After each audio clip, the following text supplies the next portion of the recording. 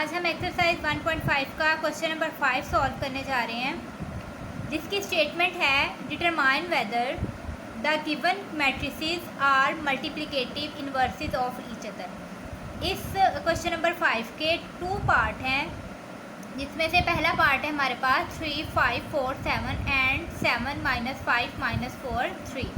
अब देखें multiplicative inverse of, मतलब ये दो मैट्रिक्स हमें दिए हुए हैं, आपस में इनका प्रोडक्ट करवाएंगे। प्रोडक्ट करने से अगर हमारे पास आइडेंटिटी मैट्रिक्स आ जाता है तो हम बोलेंगे ये एक दूसरे के मल्टीप्लिकेटिव इनवर्स हैं। अगर नहीं आता तो हम कहेंगे कि ये मल्टीप्लिकेटिव इनवर्स नहीं है जी। तो नेक्स्ट हम सॉल्यूशन करते हैं, मैट्रिसेस लिख लेते हैं, इनका प्रोडक्ट करवाते हैं। 3, 5, 4, 7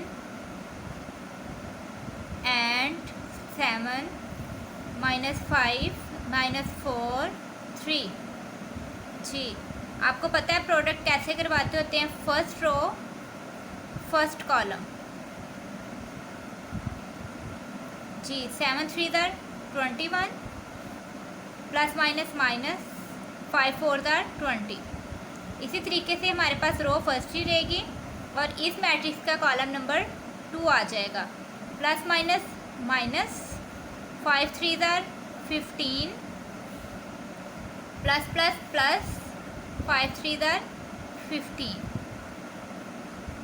नेक्स्ट देखें second row first column 4 7 28 plus minus minus 7 4 28। Next second row second column plus minus minus 5 4 20 plus plus plus 7 3 21।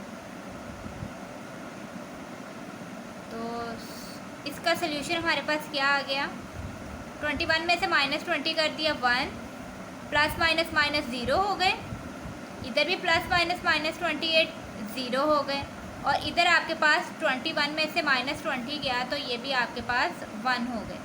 तो हमारे पास दोनों मैट्रिसेस को सॉल्व करने से जो मैट्रिसेस बना है वो आइडेंटिटी मैट्रिक्स है। तो नीचे हम लिख सकते हैं जी, जो हमसे पूछा गया था, yes the given matrices yes the given matrices are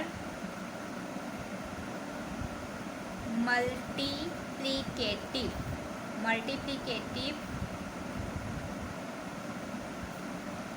inverse of each other। यही हमने इस मैट्रिक्स में, इस क्वेश्चन में बताना था कि दो मैट्रिसेस गिवन है हमारे पास, क्या वो एक दूसरे के मल्टीप्लिकेटिव इनवर्स हैं या नहीं जी। नेक्स्ट अब हम क्वेश्चन नंबर 5 का पार्ट नंबर 2 सॉल्व करने जा रहे हैं, जिसमें मैट्रिसेस हमारे पास हैं 1 2 2 3 -3 2 2 -1। इसमें भी आपने वही प्रोसेस करना है, पहले प्रोडक्ट ले लेना है 1 2 2 3 एंड -3 2 2 -1 जी। First row first column -3 1 3 2 2 4 plus का 4 2 1 2 -2 1 2 -2 3 6 प्लस 6 2 2 4 प्लस माइनस माइनस 3 1 3। तो ये हमारे पास जो मैट्रिक्स है वो क्या बच गया हमारे पास, 4 - 3 1 2 - 2 0 6 - 6 0 4 - 3 1। तो ये भी आपके पास क्या आ गया, आइडेंटिटी मैट्रिक्स। तो इधर भी आप वही स्टेटमेंट लिख दें, यस द गिवन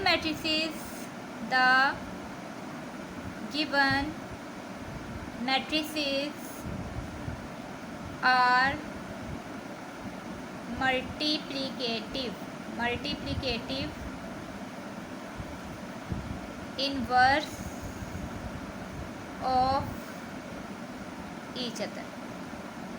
जी, तो ये था क्वेश्चन नंबर 5 का सेकंड पार्ट। हमने क्वेश्चन नंबर 5 में बताना ये था कि हमारे पास जो गिवन मैट्रिसेस हैं क्या वो आपस में एक दूसरे के इन्वर्स हैं, तो वो हमने सोल्यूशन से फाइंड कर दिया है जी कि ये दोनों आपस में एक दूसरे के इन्वर्स हैं, मल्टीप्लिकेटिव इन्वर्स हैं। नेक्स्ट हम करने जा रहे हैं क्वेश्चन नंबर 6। क्वेश्चन नंबर 6 की स्टेटमेंट है हमारे पास, if A is equal to 4 0 -1 2, B is equal to -4 -2 1 -1, D is equal to 3 1 -2 2।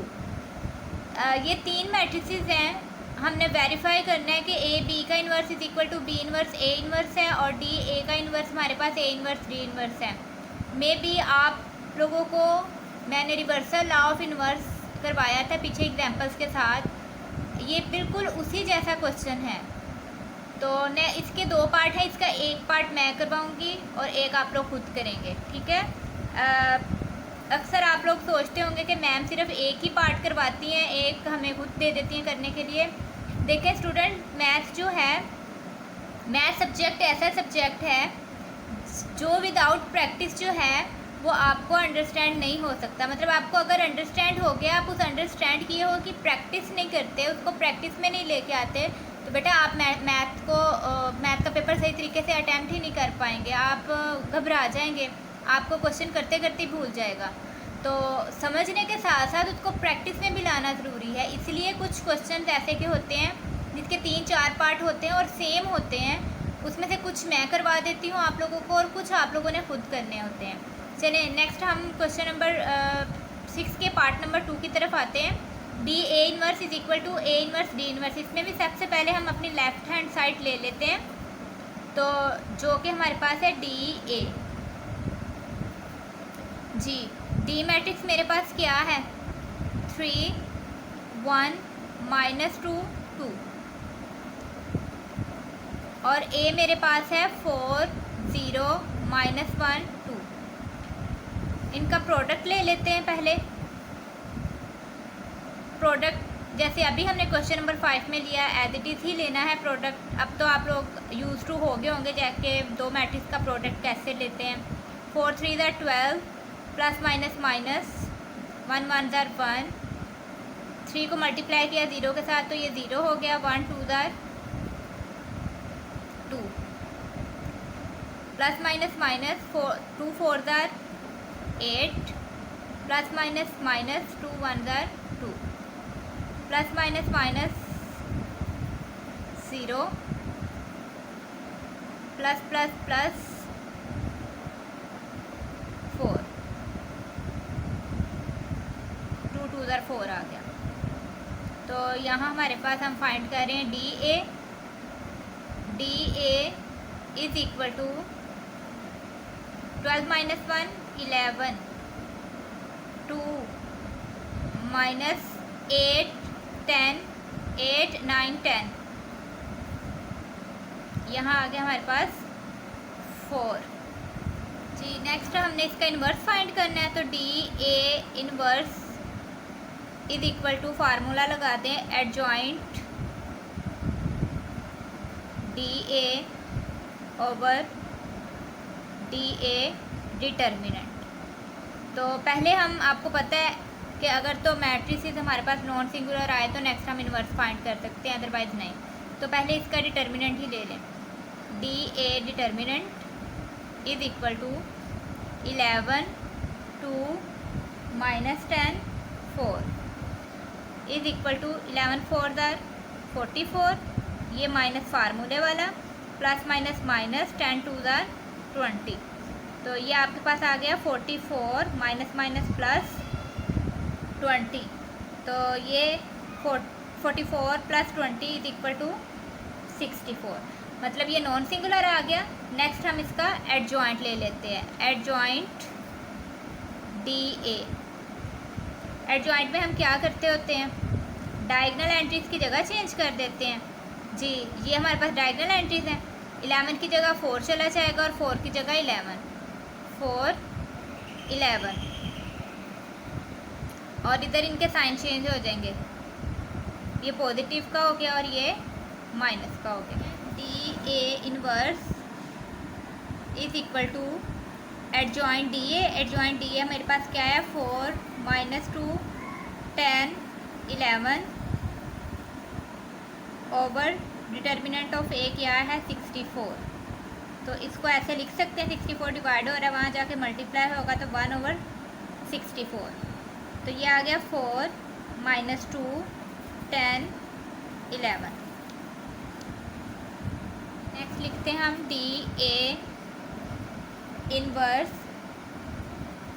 Is equal to, अब 64 को नेक्स्ट जो है ना वो डिवाइड कर दें, मल्टीप्लाई कर दें। नेक्स्ट 4/64 हो गया, -2/64 हो गया, 10/64 हो गया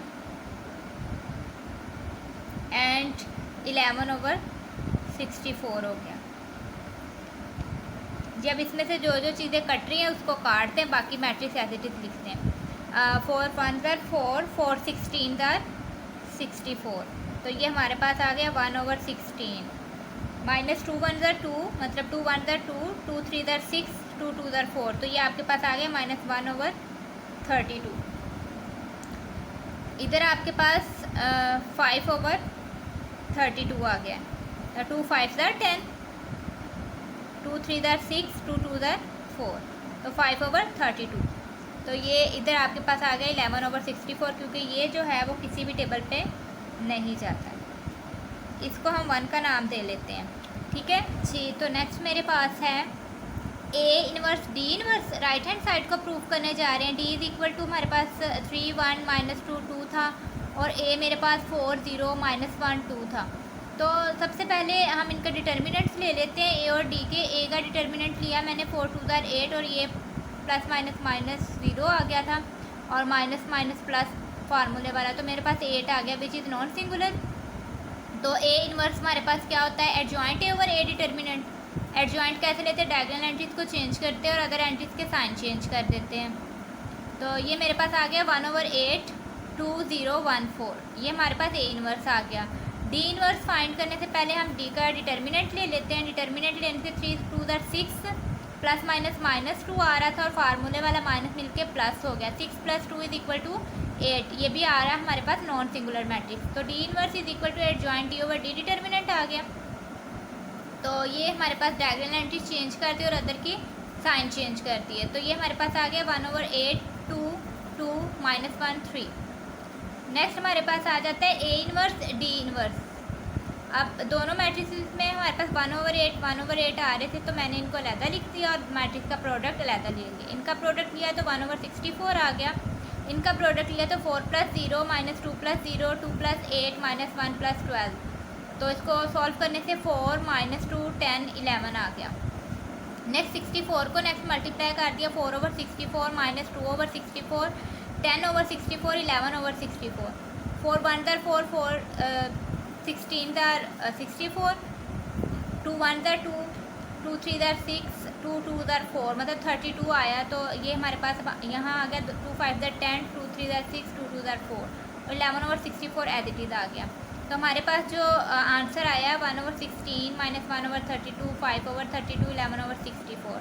तो यही थी हमारी ये हमारी राइट हैंड साइड थी और लेफ़्ट हैंड साइड भी यही थी। तो हम कह सकते हैं hence prove left hand side is equal to right hand side.